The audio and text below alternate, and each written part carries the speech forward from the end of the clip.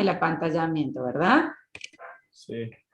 Entonces, Z del argón, yo acá lo tengo, es 18.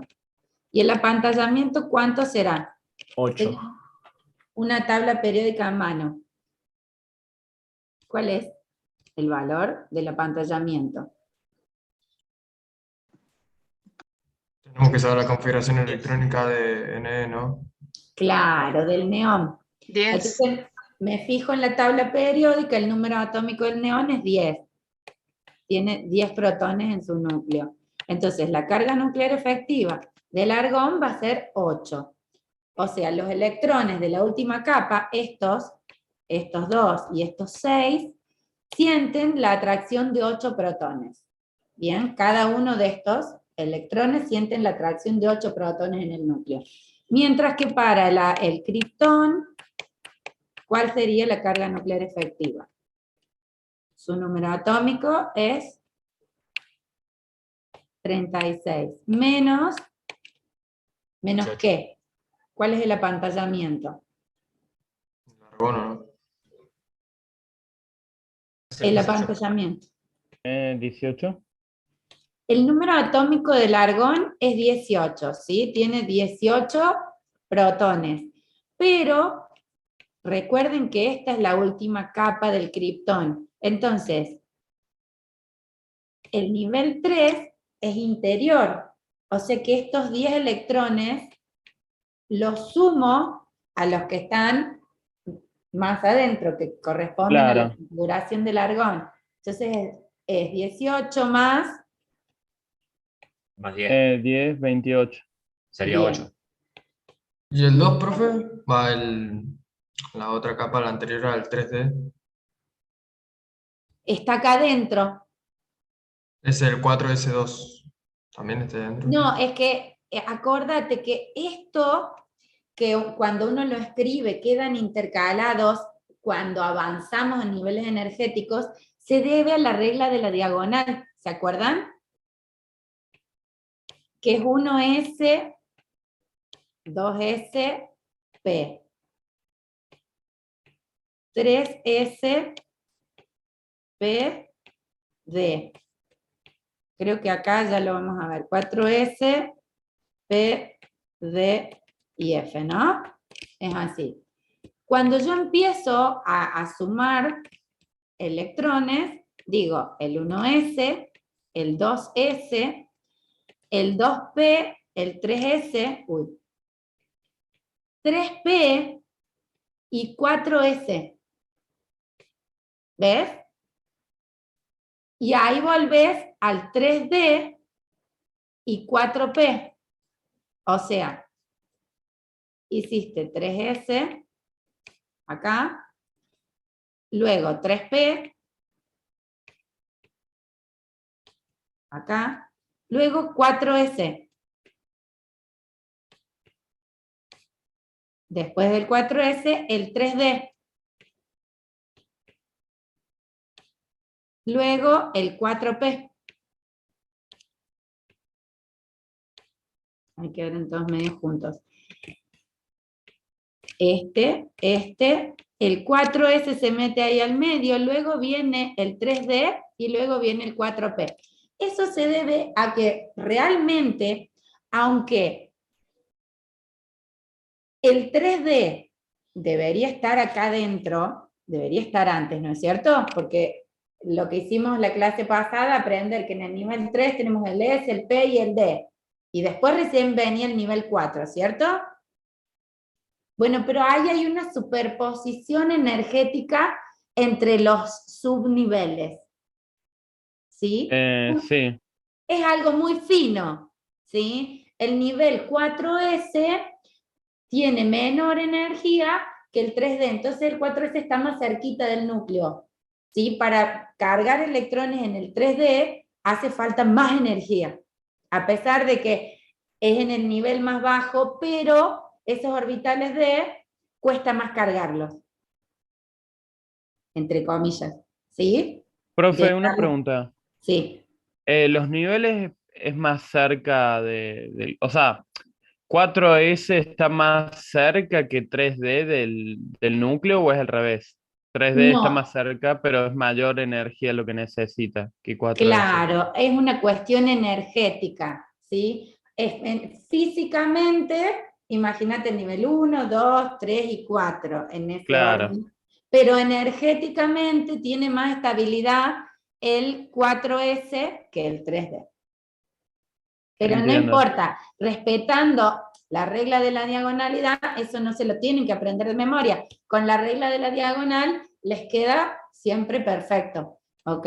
Pero por ese motivo, entonces, estos electrones, estos 10 electrones que están en el nivel 3D, están adelante de estos del 4, ¿sí? Tenemos al nivel 3, tenemos el núcleo, como veníamos haciendo siempre. Tenemos el nivel 3 y tenemos todos sus electrones acá adentro. Después recién viene el nivel 4, entonces los del 4S y del 4P, 2 en el 4S y 6 en el 4P, ¿sí? Están al final, son la capa de valencia. El nivel 4 es la capa de valencia. Todos los anteriores son internos. Entonces, forman parte de ese apantallamiento.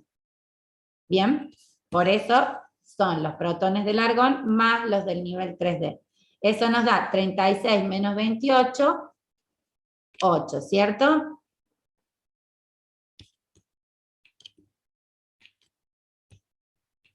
¿Estamos? Y ahora, ¿qué pasa? La carga nuclear efectiva me dio el mismo valor. ¿Sí?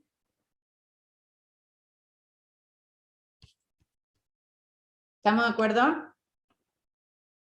¿Me escuchan? Sí, Sí, profe. profe. Sí, sí. Bien. Pero, ¿qué pasa? A ver, acá tenemos el helio, el neón, y acá tenemos al argón, y acá tenemos al criptón, que son los dos que estamos analizando, ¿cierto? El argón y el criptón. A pesar de que la carga nuclear efectiva es la misma, son 8 protones los que atraen a los electrones de la última órbita. Sin embargo, acá, como bien vimos, el argón tiene los últimos electrones en el nivel 3, ¿cierto? Porque está en el periodo 3. Y el criptón está en el periodo 4. Entonces, sus últimos electrones están en un nivel 4.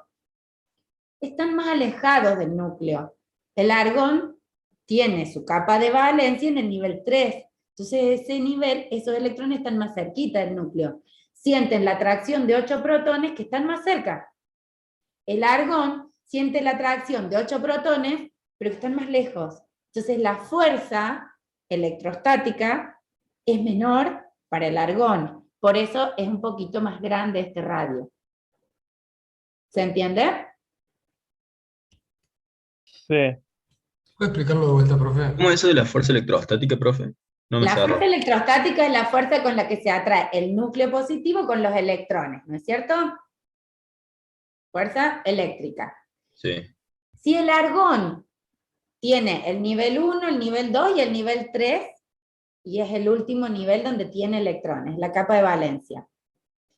El argón, nivel 3. En el criptón, los últimos electrones están en el nivel 4, más lejos. Entonces, hay 8 protones, realmente la carga nuclear efectiva es realmente 8 en los dos. Pero no es lo mismo estar más cerquita que estar más lejos. Al estar más cerca, la fuerza de atracción es mayor. Es como 2 imanes. Cuanto más cerca estén, mayor va a ser la atracción entre el imán y el metal, ¿sí? Claro, por eso el radio atómico en el argón es menor. Sería. Por eso este radio es más chiquito y es muy poca la diferencia. Acá se observa, pero se observa esa tendencia, ¿sí? Este es el más chiquito y abajo de la tabla, acá está el más grande. A lo largo del grupo, la carga nuclear efectiva, SZ, va a ser el mismo. Y va a ser, ¿qué? 8. Tal como indica el grupo. ¿sí? En este grupo, la carga nuclear efectiva va a ser 7. Es el número del grupo, ¿bien? Pero, ¿por qué a esos 7 electrones los tiene tan cerquita, y en los 7 electrones están es tan voluminoso el radio? Bueno, porque hay más niveles energéticos ocupados. Acá estás en el nivel energético 2, esos 7 electrones están en el nivel 2. Acá. En cambio, por acá, estás en el nivel 7. Bueno, no sé si da la cuenta. Entonces, en el nivel 7, los últimos 7 electrones, y están re lejos de los 7 protones que realmente lo sostienen. ¿Se entiende? Igual ese es el periodo 6, no el 7. ¿Cómo? Ese es el periodo 6, no el Sí, 7. por eso esta tabla no está terminada, porque es a modo ilustrativo. Ah, ¿Sí? Es a modo ilustrativo. ¿Se entiende eso? A eso quería ir, y por ejemplo, en el ejercicio, a ver, en el ejercicio 12, en el 12 nos pide: ¿quién deberá experimentar una carga nuclear efectiva mayor? ¿Un electrón 2p en un átomo de oxígeno o un electrón 2p en un átomo de neón? Me voy a la tabla y a ver, voy a buscar al oxígeno. Este sería el oxígeno. Ese. Este sería el oxígeno. Comparo con el neón, que es un gas noble. ¿Sí? Bueno, ¿quién debería experimentar mayor carga nuclear efectiva? Habla de los electrones del nivel 2, 2p. Ambos tienen electrones en el nivel 2p. ¿Sí? Escribí la configuración electrónica de los dos. Si hago el dibujito, un electrón del nivel 2p del oxígeno, ¿sí?, está acá, y un electrón del nivel 2p del neón está como ubicado en el mismo lugar. Pero ¿qué pasa? Acá tengo 10 protones y acá tengo 8 protones. Entonces, la carga nuclear efectiva acá en el oxígeno va a ser Z, los 8 protones, menos 1, ¿cierto? Perdón, menos 2. Están los 2 electrones del nivel 1. Y para el neón,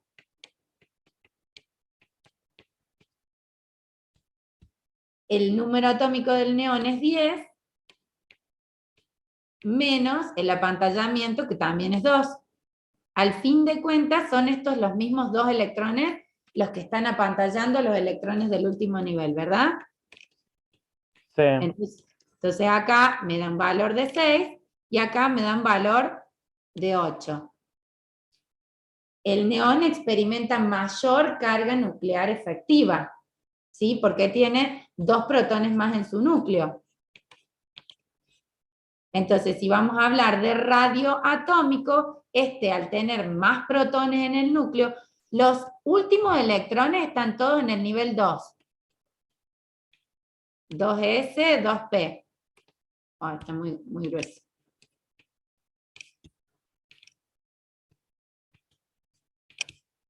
En el nivel 2s, 2p. Tanto el oxígeno como el neón. Pero acá hay, 8 protones en el núcleo, y acá ya hay 10 protones en el núcleo. Y el apantallamiento va a ser siempre el mismo a lo largo de un periodo. ¿Sí? Entonces el neón experimenta mayor carga nuclear efectiva, por eso su radio es menor. Sigue la misma tendencia en la tabla para los gases nobles. ¿Estamos? Profe, Sí, ¿podría volver un segundo al 6? al 6. A la respuesta del 6. Acá. Gracias. Bien. Bueno, y lo otro que les quería mencionar, que ya lo vieron en el teórico, es qué sucede cuando un átomo pierde electrones o gana electrones con respecto a su radio. Si un átomo, el átomo de oxígeno, gana electrones, ¿qué pasa con su radio? Aumenta. Aumenta porque su nube electrónica, al fin de cuentas, es la que le confiere el radio que tiene. Es la nube de electrones alrededor del núcleo. Entonces, si toma electrones, entonces acá tenemos una tablita de radios como para que visualicen. ¿Sí? El oxígeno, cuando se transforma en O-2, aumenta su radio. Entonces, el radio de un anión de carga negativa, porque ganó electrones, es mayor al radio del átomo neutro. En cambio, los metales que pierden electrones, tienen este radio, y al perder electrones, se achica el radio, porque imagínense que el magnesio pierda 2 electrones, entonces desaparecen los 2 electrones del último nivel de valencia, entonces desaparece el último nivel de energía, no está ocupado por nadie. Entonces se achica, acá está el diámetro del magnesio y acá está el diámetro del catión magnesio más 2. ¿Se entiende? Entonces los iones que ganan electrones siempre aumentan su radio. Sí, con respecto al átomo, el neutro. Aumentan con respecto al átomo neutro. Profe, ¿habría diferencia entre el diámetro del catión de magnesio y el anión de oxígeno? En cuanto al diámetro, ¿no sería el mismo?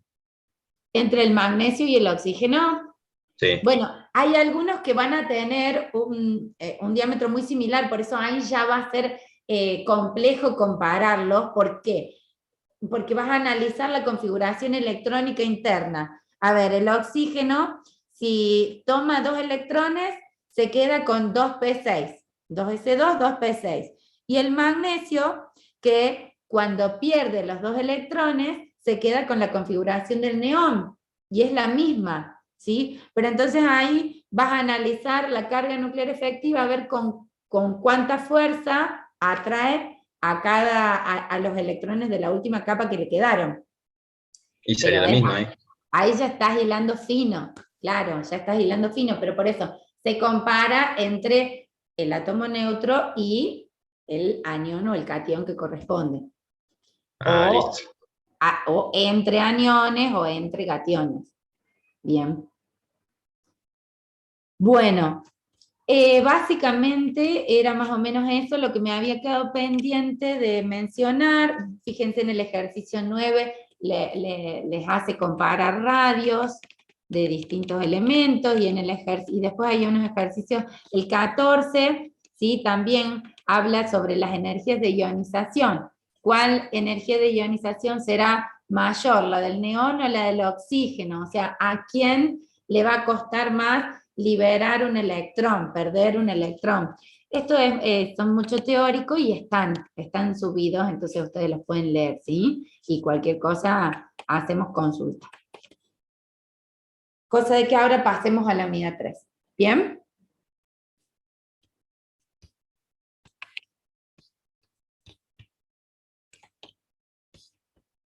A ver. Unidad 3, enlace químico. ¿Estamos?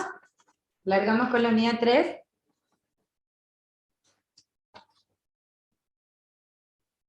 Sí, profe.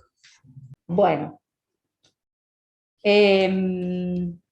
Para hablar de enlaces, ¿sí? Entre los átomos que se van a enlazar, que van a interactuar entre ellos para formar sustancias diferentes a las que eran, ¿sí? No sé, el hidrógeno se une con el cloro para formar el ácido clorhídrico, forma un enlace. El carbono se une con el hidrógeno y forma un enlace para formar la sustancia metano. Estos enlaces van a ser de diferente tipo de acuerdo a la característica de cada elemento. Entonces, para eso necesitamos saber esto de las funciones periódicas de la tabla y el comportamiento de los elementos, la tendencia que tienen, ¿sí? Si es una tendencia metálica, si es una tendencia a ceder los electrones o a tomar los electrones, eso es fundamental. Entonces aparece este concepto de electronegatividad, ¿bien? Que lo vieron ya seguramente con Ivana. Que la electronegatividad es como una medida de la capacidad de atraer los electrones de otro átomo. ¿Se acuerdan que la clase pasada en algún momento se dio esto mientras estábamos en la clase, conversar que hay elementos que tienen mucha afinidad electrónica, y si tienen mucha afinidad electrónica, ahora aparece este concepto de electronegatividad. Entonces, muy electronegativo. Entonces, toma los electrones del vecino, y si es suficientemente electronegativo, se los quita. El otro los pierde. Porque el otro que tiene muy baja afinidad electrónica. ¿Se entiende? La Profe, afinidad. pero atrae electrones, o sea, la electronegatividad atrae electrones que se están compartiendo en un enlace con otro átomo, ¿no? Claro, o sea, dos átomos se empiezan a acercar. Porque esto sucede por proximidad, ¿sí? Si uno está en un vaso y el otro está en otro vaso, en otro recipiente, no pasa nada, necesitan estar cerca. Si son líquidos, los mezclamos, y los gases se van a mezclar en la atmósfera. Bien, cuando llegan a estar suficientemente cerca, comienzan a sentir la interacción, ¿sí? Que es como la química en los humanos, que sucede realmente, ¿sí? Comienzan a sentir una atracción. Y esa, ¿sí? Ah, no, Agostina, pensé que dijiste algo. No, Entonces, perdón, mi micrófono prendido. está bien. Entonces, esa atracción depende de cuán fuerte es la atracción.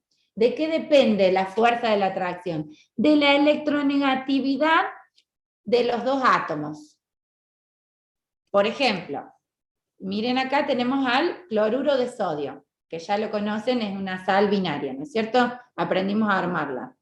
Bueno, se acerca un sodio a un cloro hasta que en cierto momento empiezan a atraerse. Se están atrayendo, se acercan aleatoriamente hasta que en un momento sienten la atracción. Y una vez que esa atracción es percibida por el otro, entonces el cloro, que es más electronegativo, le dice, yo te voy a sacar ese electrón que tenés en la última capa ahí solito. Y el sodio le dice, sí, toma. Porque el cloro es muy electronegativo y el sodio es muy poco electronegativo, no tiene esa capacidad de atraer a los electrones. Entonces él cede su electrón de última capa de valencia. ¿Se entiende? ¿Eso es por qué? Porque el sodio, que está acá, tiene baja afinidad electrónica, ¿sí? No es afín a los electrones. Y tiene baja energía de ionización. La energía de ionización, que era la energía que le tengo que entregar para que, ¿qué haga? Para que suelte un electrón. Exacto. Entonces, si esa energía que tengo que entregarle es baja, él lo libera. Si encuentra esa energía. Y el cloro, que tiene alta energía de ionización, no va a liberar sus electrones, porque hay que entregarle un montón de energía para que libere sus electrones. No, este es el carbono, perdón, acá el cloro. ¿Sí? Tiene 7 electrones en su capa de valencia. Entonces, ¿cuánta energía tengo que entregarle para que vaya liberándolos? Tiene altísima energía de ionización y alta afinidad electrónica. ¿Se acuerdan que el cloro, si dibujábamos los orbitales, ¿cuántos tiene? 1 en el nivel P, 2, 3, 4 y 5, más los 2 en el S. ¿Sí? Entonces, con tomar un electrón más, ¿el qué hace? Completa El nivel. Nivel. el octeto del último nivel. El octeto. Ah, la Todos regla de 8. todos quieren tener 8 electrones en su capa de valencia, en el último nivel energético. Eso les confiere estabilidad absoluta, porque este electroncito estaba desapareado, no tenía una estabilidad que lo compense, que compense su energía ahí mientras está circulando en el orbital. Entonces, al llegar otro electrón, él se estabiliza. Por eso es que el sodio, fíjense, acá tendríamos, ¿cuál es cuál? El 17 es el cloro, y el 11 es el sodio. ¿Sí? Este es el cloro, y este es el sodio. ¿Sí? Entonces, ¿qué hace el sodio? Le libera un electrón y se lo cede, y el cloro lo toma. Este tipo de enlaces es un enlace iónico, porque directamente la diferencia de electronegatividad es tan grande que lo puede liberar. Hay un punto aproximado de corte que es el valor de 1,7. Entonces hago la diferencia de electronegatividad, que es un número, ¿sí? Que está, fíjense en la tablita 1, donde ustedes podían ver los estados de oxidación, ¿sí? Para el sodio, estado de oxidación más 1, ¿ven ahí o está muy chiquito? Está medio chiquito. No se ve nada. Ahí, Un poquito más. Sí, ahí se ve, profe. acá está el sodio, tiene su estado de oxidación más 1. Y la electronegatividad, esta columna de electronegatividad es 0,9. ¿Sí? Esta oxidación más 1 lo usábamos para formar los compuestos. Y ahora aparece el valor de electronegatividad, 0,9. Si el sodio, que tiene 0,9, se va a enlazar con el cloro, que está acá, todos sus estados de oxidación, y su electronegatividad es 3. Voy a restar, o sea, voy a hacer la diferencia de electronegatividad. Delta, esto es un delta. Delta de electronegatividad. La diferencia. Ese delta es valor absoluto. Así que puedo hacer 3 menos 0,9 o 0,9 menos 3. La posta es cuál es la diferencia. ¿Sí? La diferencia sería 2,1. La diferencia de electronegatividad que hay entre el sodio y el cloro. Eso significa que hay una diferencia suficientemente grande como para que el cloro, que es el más electronegativo, le quite el electrón al sodio. ¿Bien? En Profe, cambio, igual los metales son los que tienden a tener energía de ionización o sea, y baja, más baja que los no metales. sí.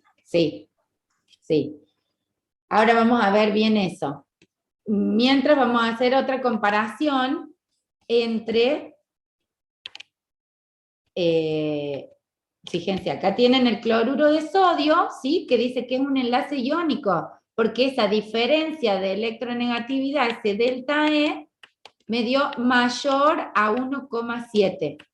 Ese 1,7 es un valor estimativo, ¿sí? Por ahí hay algunos que caen muy en el filo y ahí ya hilamos más fino y ya comprendemos más cosas de química, pero si no, es un valor que nos sirve de guía, ¿sí? Si hago la diferencia de electronegatividad entre los dos elementos que están enlazados y me da mayor a 1,7, entonces ya sé que ese enlace es iónico, esa sustancia es iónica. ¿Ok? ¿Hasta ahí? Ahora, por ejemplo que es el CH4, que les decía recién, es el metano. ¿Sí? Acá se enlaza el carbono al hidrógeno. Que en realidad se enlaza así. Son 4 hidrógenos enlazados a un solo átomo de carbono. ¿No es cierto? CH4. ¿Está bien? Sí. Bueno, yo voy a calcular la diferencia de electronegatividad entre el enlace carbono e hidrógeno. O sea, para esto no necesito armar la molécula. Simplemente voy a hacer la diferencia de electronegatividad entre el carbono y el hidrógeno. ¿Ven acá la tabla naranja, el carbono? Bueno, lo que les quería decir, esta tablita que yo les puse acá directamente tiene los valores de las electronegatividades acá abajo. Si quieren también la pueden tener, se la pueden imprimir, está subida así al aula virtual. Y si no, tienen esta tabla con los estados de oxidación. Entonces tenemos que buscar el carbono y el hidrógeno. Acá está el hidrógeno. Vamos a poner acá el delta de electronegatividad para el enlace entre carbono y hidrógeno. El hidrógeno tiene una electronegatividad de 2,2, que acá está, bueno, 2,1 es indistinto, 2,2, vamos a usar el valor de la tabla esta, que es la de la cátedra. ¿Sí? Y si se enlaza con el carbono, lo vamos a tener que buscar, debe estar más abajo, acá está, ¿lo ven? Yo tengo 2,1 igual. Bueno. Pero acá está 2,2 en la tablita, ¿o no?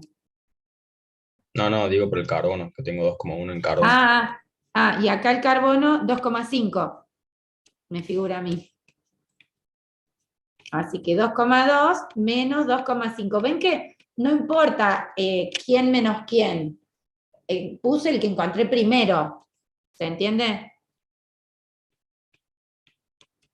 Entonces la diferencia de electronegatividad es 0,3.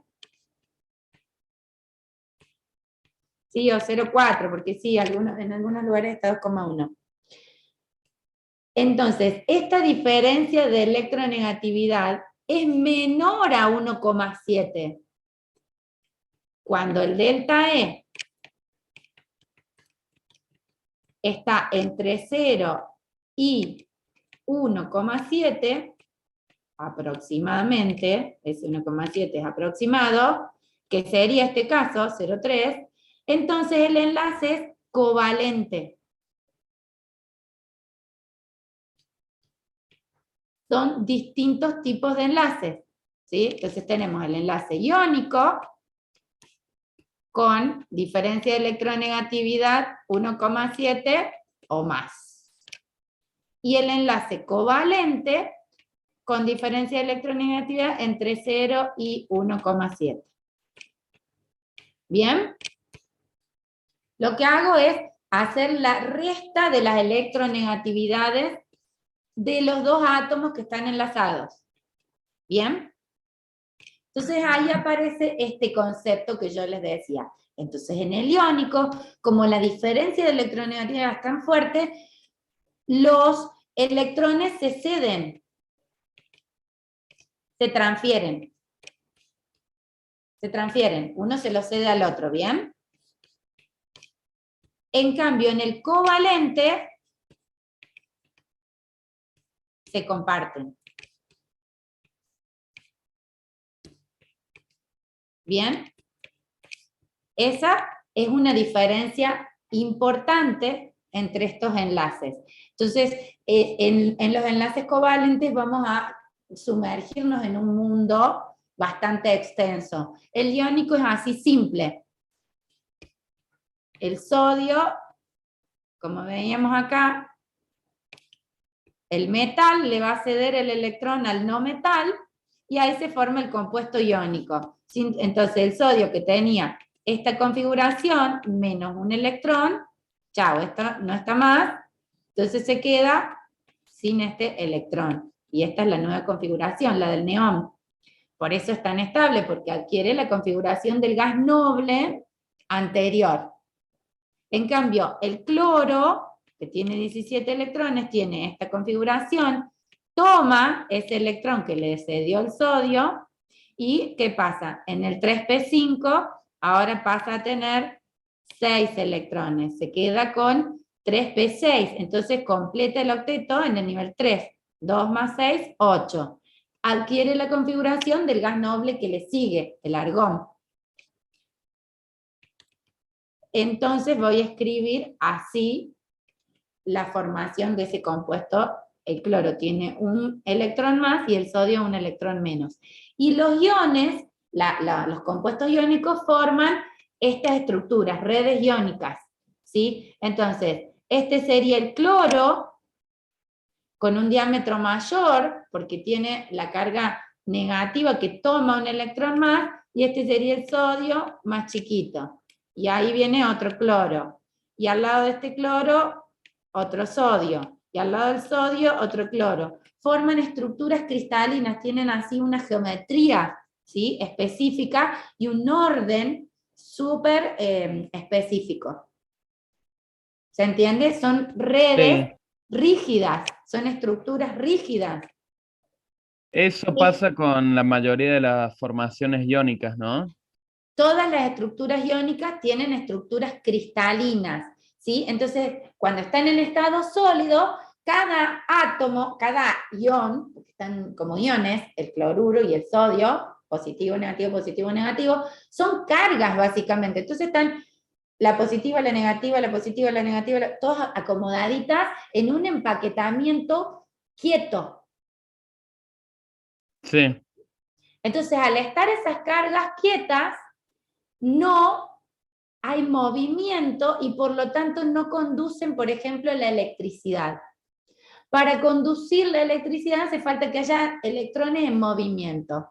Bueno, estos electrones están todos quietitos. El cloro tomó el electrón y se lo quedó, y el sodio se quedó ahí quietito al lado porque tiene su electrón.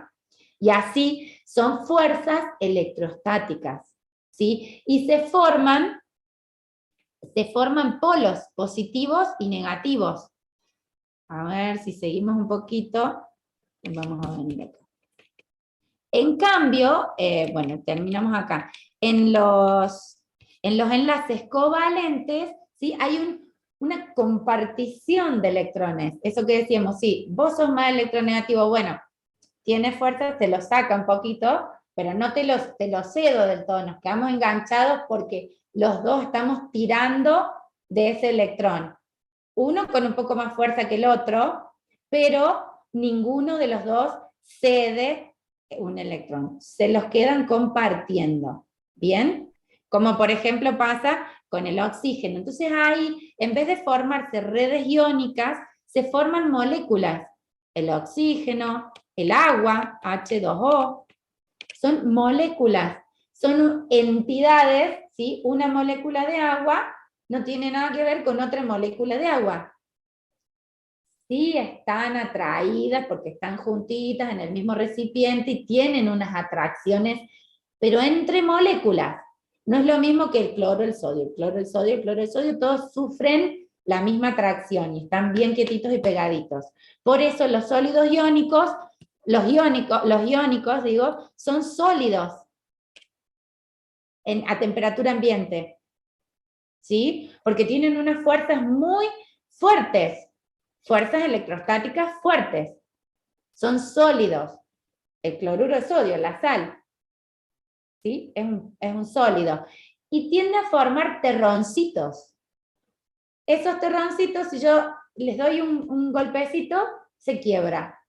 ¿Por qué? Porque al tener esta estructura, en alguna parte tenía un dibujito, esta estructura, bueno, de positivo, negativo, si yo hago un quiebre y se corren las cargas, se rompe. En cambio, eso no pasa con los covalentes, ¿sí?, porque son moléculas, y las fuerzas entre una molécula de oxígeno y otra de oxígeno, la interacción es muy poquita. Por eso el oxígeno, ¿en qué estado se encuentra en la atmósfera? Gaseoso. Gaseoso, ¿sí? Porque una molécula de oxígeno con otra no se atraen, andan ahí. Profe, El agua, ¿qué estado tiene a temperatura ambiente? Líquido. Líquida. No tiene fuerzas de interacción entre una molécula y otra, y otra, y otra, y otra. Interactúan con fuerzas intermoleculares, entre moléculas, pero bajitas. Las fuerzas esas son bajas, si no estaría sólida a temperatura ambiente. ¿Se entiende? Sí, profe, una duda. En el enlace covalente no hay iones, entonces, o sea, nadie gana y nadie pierde. No, no. Por eso yo te hago el dibujito de el metano, te dice así, tin, tin, tin, tin, y los 4 hidrógenos. Están ahí como agarrados de la mano. Esa es la molécula de metano. ¿Sí? La molécula de oxígeno sería un oxígeno enlazado a otro oxígeno. La molécula de agua sería un oxígeno enlazado a 2 hidrógenos. ¿Sí? Que haya otra molécula igual de agua al lado, bueno, está rodeada de más moléculas de agua y entre ellas hay una interacción que ya las vamos a estudiar, a esas fuerzas intermoleculares. Algunas moléculas interactúan más fuertemente que otras, por eso algunos son líquidos y otros son gaseosos. Pero es muy difícil encontrar un sólido molecular, porque la interacción entre las moléculas es re débil. ¿Bien? Sí, lo que es fuerte es esto. El enlace entre los átomos adentro de la molécula. Eso es muy difícil de romper. Hay diferentes fuerzas de enlaces, ¿no es cierto? Pero esto sí que es fuerte. Lo débil es la fuerza entre dos moléculas. Eso le confiere el estado. En cambio, en el cloruro de sodio, las fuerzas son muy fuertes, son cargas realmente, positivo con negativo que se atraen y listo. Entonces, están súper estables y súper firmes. ¿Bien? Ahora, acá vemos una tablita periódica en donde tenemos los diferentes tipos de elementos, que se acuerdan que decíamos en la unidad 2 que en el grupo tenemos propiedades químicas y físicas similares. Todos estos son metales alcalino-térreos, tienen un comportamiento similar. Y todos estos, a ver qué marco, todos estos son los halógenos. Y tienen un comportamiento similar, el cloro, flúor, bromo, yodo, ¿sí? Y todos estos tienen comportamiento similar, estos tienen comportamiento similar, estos tienen comportamiento similar. No necesito que ustedes sepan los nombres, pero sí, fíjense que los iónicos, los compuestos iónicos,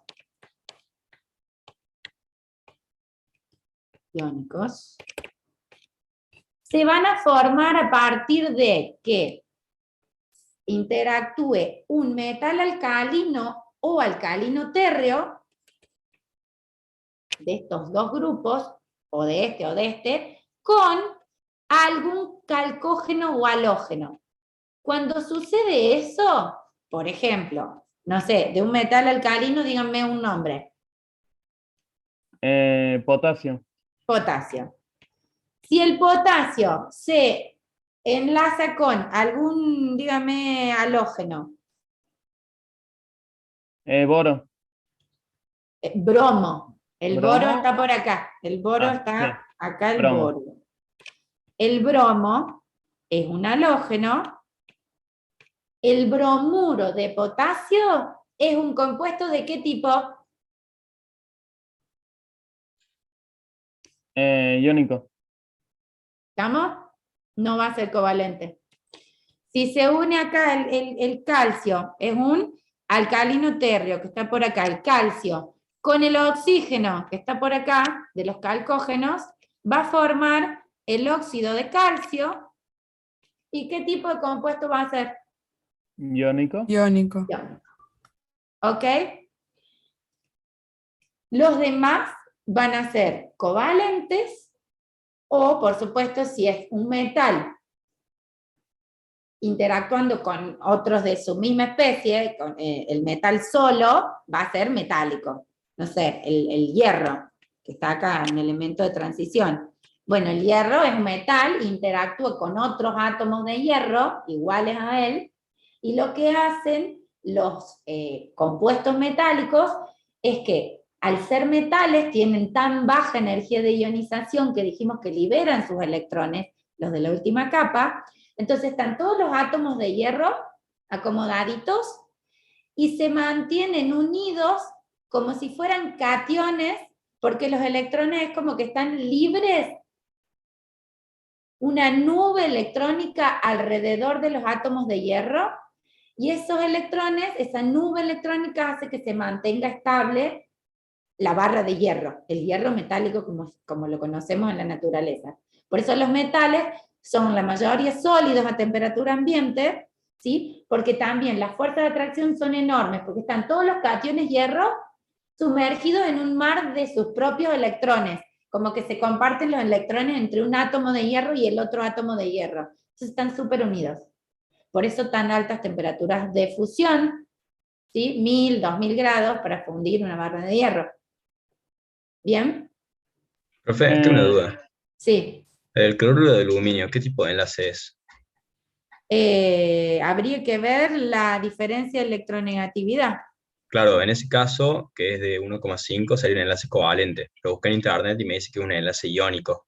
¿Cómo es el tema entonces? Bueno, ahí ese, por ejemplo, yo no me acuerdo los casos, pero ese es un caso en donde ese límite 1,7 es border, no es que es realmente 1,7 y es rígidamente 1,7. ¿Sí? Hay compuestos cuya diferencia de electronegatividad sea menor a 1,7 y en vez de ser covalente sea iónico, y viceversa. Claro, pero el tema está en que el aluminio no es ni calcógeno, ni halógeno, ni ninguno de los otros dos grupos alcalinos y alcalinos Es un terrestres. metal, es un metal. Es un metal Pero bueno, pobre. eso pasa, por ejemplo, yo acá les mencioné un caso, ustedes no tienen que saberse todas las excepciones, pero por ejemplo, un caso bien típico es el berilio, que es un metal, ¿sí? Alcalino térreo, que yo les dije, los alcalinos térreos con los halógenos iónicos. Y no, vos sabés que el cloruro de berilio, ¿sí? No es iónico, es covalente. ¿Eso a qué se debe? A ver. Las propiedades periódicas, dijimos que van así.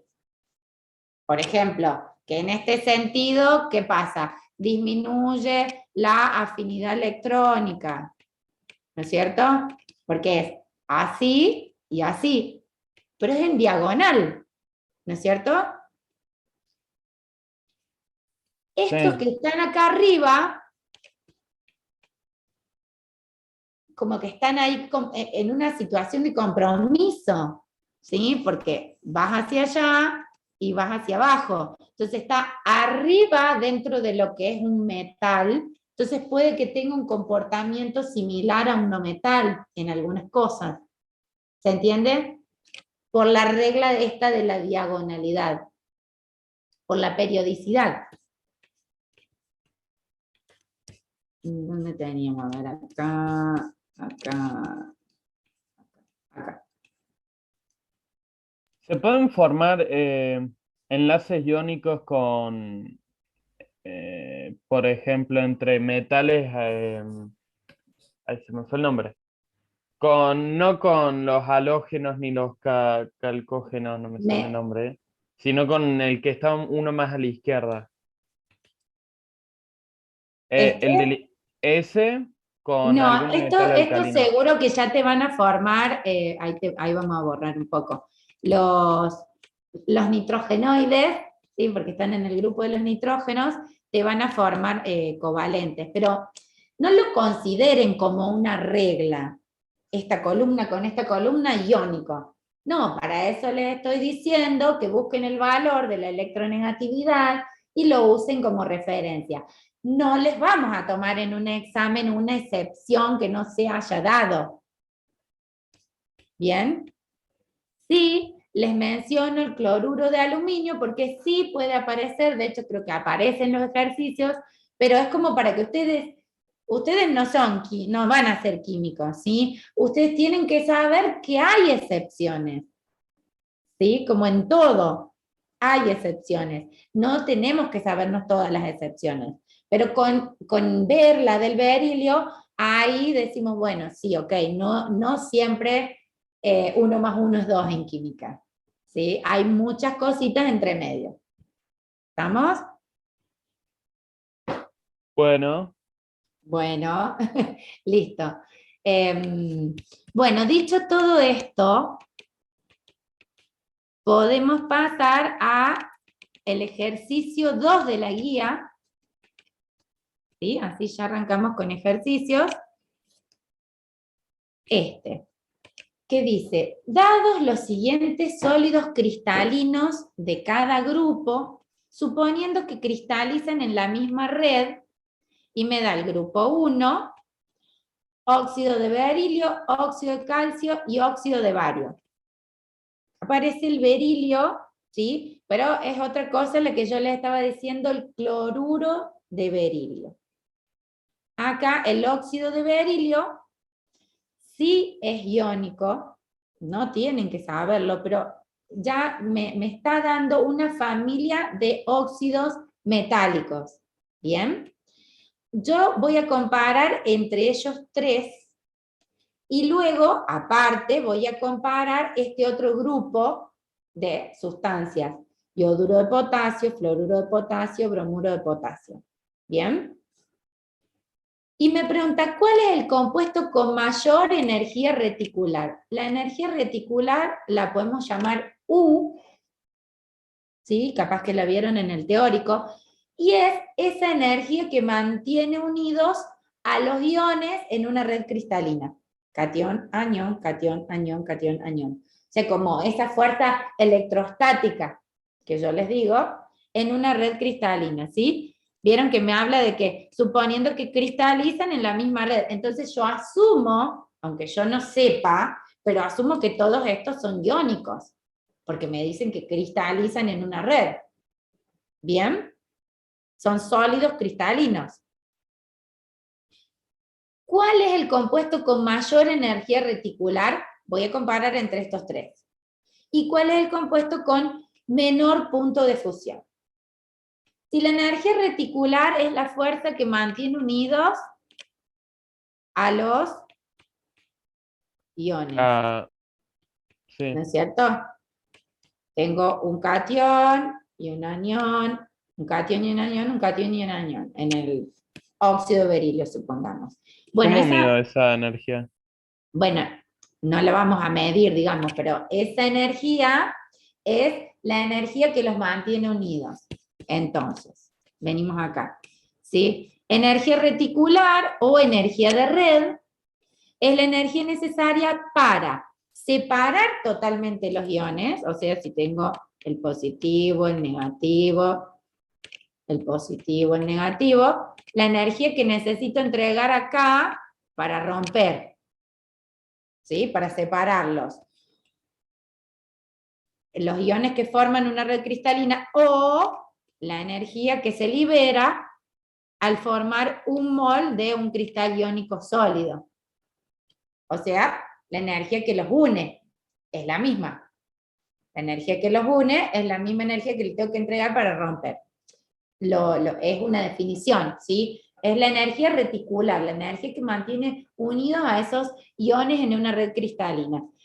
Y acá hay una formulita genérica de lo que a qué es proporcional esa energía U. Es igual a K, o sea, una constante de proporcionalidad, porque significa que no lo calculo solamente con esto. Hay otros valores muy importantes y muy complejos que intervienen para calcular, para medir, como vos decís, esa energía en cada sustancia. Pero sí podemos decir que es proporcional al producto de las cargas, ¿sí? Si esto es sodio y esto es cloro, la carga del sodio es más 1 y la del cloro menos 1. Entonces, U sería igual a una constante K por la carga del sodio por la carga del cloro. ¿Sí? Que es 1 en cada caso. Dividido D, que es la distancia entre los centros de los iones. Tengo el catión y tengo al anión, que también tiene un núcleo positivo, solo que tiene un mayor radio, ¿no es cierto? Supongamos que este es el cloruro, y este es el sodio. Bueno, están cerquita, entre ellos dispuestos en una red. La distancia entre iones sería la distancia de centro a centro. La distancia entre los centros de los iones. ¿Se entiende? Hice ese más porque es el núcleo positivo. ¿Se entiende? Sí. Sí. Bien. Entonces acá abajo, esa distancia. Ahora vamos a analizar justamente el tema de la distancia. Obviamente, mayor sea la distancia, ¿cómo va a ser la energía? Para Menor. Más grande. La energía que los mantiene unidos es menor, porque la atracción no es tanta, porque están más lejos. Es inversamente proporcional. Claro, por eso es inversamente proporcional. Entonces, si están lejos, los dos iones, va a ser más fácil romper que si están muy cerquita. Si la distancia entre los núcleos es menor, es porque la atracción es mayor, entonces necesito más energía. ¿Sí? Entonces, bueno, y si hay mayor energía de red, entonces es obviamente más estable esa sustancia. ¿Sí? Puede ser que haya mayor energía porque hay mayor carga o porque hay menor distancia. Mayor sea la carga, más estable. Menor es la distancia, más estable. Por ejemplo, en el caso este es el cloruro de sodio. Si hablamos del óxido de calcio, el calcio es +2 y el oxígeno es -2, ¿cierto? Entonces, en ese caso, la energía reticular, si voy a comparar, es proporcional al producto de las cargas, ¿sí? Acá ya tengo un valor de 4. Entonces, más allá de cuál sea la distancia, analizando solo las cargas, acá la energía reticular va a ser mayor. O sea, van a estar más fuertemente unidos los oxígenos y los calcios. Porque el producto de cargas es mayor. ¿Sí? Mayor energía de red a mayor producto de Pero, carga. profe, esto es suponiendo que nosotros no conocemos la distancia entre los núcleos. Claro, porque analizo independientemente una cosa de la otra, porque no tenemos todos esos datos ni queremos tenerlos. Entonces vamos directamente al ejercicio, ¿sí? Voy a dejar a mano la formulita. Entonces me dice que compare el óxido de berilio con el óxido de calcio y con el óxido de bario. Yo acá puse, todas las cargas son +2. El berilio es +2, el calcio es +2, el bario es +2. ¿Sí? Son todos del mismo grupo en la tabla periódica. Todos forman cationes +2. Y el oxígeno no solamente es +2, sino que comparte, para poder comparar, hacer una comparación fácil nosotros acá en esta instancia, comparamos con el mismo átomo en común que es el oxígeno. ¿Se entiende? Entonces, si hablamos de producto de cargas, acá va a ser lo mismo para todos. 4, 4 y 4. 2 por 2, 2 por 2, 2 por 2. ¿Bien? ¿Qué voy a analizar acá? El diámetro. La distancia. No el diámetro, la distancia. Pero esa distancia, ¿en función de qué va a estar dada? Sí, en función del diámetro de los dos átomos. ¿Bien? Si miramos en la tabla periódica, ¿cuál de estos tres metales tiene el menor diámetro? El berilio. El berilio. El berilio. Y lo estoy comparando, ¿no es cierto?, con el oxígeno, que lo voy a considerar un diámetro fijo. Es el mismo diámetro y la misma carga. Ahora, ¿quién le sigue en la tabla periódica? El calcio. Sigue el calcio, un poquito más grande, y el bario, el más grande de todos. Entonces, si hablamos de distancia entre los centros, esta es la menor distancia, están más cerquita, y esta va a ser la mayor distancia, culpa del radio del bario que es más largo.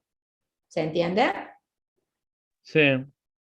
Bien, entonces, este que está tan cerquita, ¿cómo será su energía reticular? Mayor. alta, mayor. Y este tendrá la menor energía reticular. Entonces, justamente, ¿sí? Analizo los radios atómicos. ¿Por qué? Porque acá las cargas son iguales. Me independizo. Por eso no voy a comparar estos con estos. Voy a comparar los que me da, que son de la misma especie. Entonces, a mayor distancia entre iones, menor es la energía reticular. Y ahora analizamos por este lado. El grupo 2, ¿sí? Tiene en común al potasio. Entonces me independizo del radio del potasio. A todo esto las cargas acá son 1 y -1 también, me independizo de eso. El radio del potasio, el radio, bueno, se supone que es el mismo. ¿Sí? Y entonces ahora, ¿qué pasa con los otros radios? El yodo, el flúor y el bromo. ¿Quién tiene el menor radio? El flúor. El flúor tiene el menor radio. ¿Quién le sigue? El bromo y después el yodo. El bromo. Y el yodo es el de mayor radio. Entonces, ¿cuál de estos tres tendrá la menor energía reticular? O sea, la menor distancia, perdón, este tiene la menor distancia, son los que están más cerquita, entonces, ¿cómo será la